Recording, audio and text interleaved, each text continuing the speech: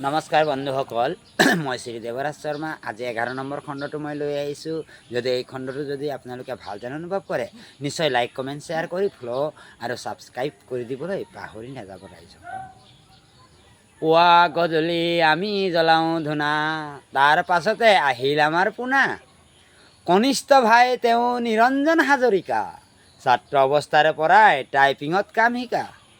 Typing কম্পিউটাৰত যথেষ্ট আছে অভিজ্ঞতা, সকলোকে কয় তেওঁ শিকিবলৈ ওলা। তেওঁৰ অন্তৰটো শুদ্ধ আৰু খোলা, ডেকা কালত একেলগে কৰিলোঁ খেলা ধূলা। মই মাতো পোনা, তাৰ ঘৰলৈ গ'লে মোক ভৰাই দিয়ে মোনা।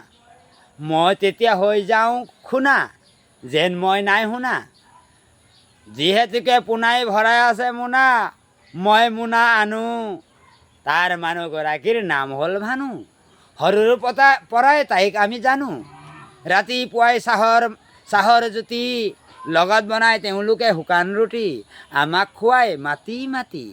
এজন ল'ৰা মনটো আনন্দৰে ভৰা, তেওঁৰ মনটো নহয় মৰা। এজনী ছোৱালী যেন ফুলৰ শেৱালি, হাতে বাটে যাক লগ পাই তাকে তাই মাতে। এইবোৰ কথা বাৰু তাইক কোনে শিকালে? ল'ৰাটোৰ নাম হেমন্ত, তেওঁৰ নাই হেনো আদি আৰু অন্ত।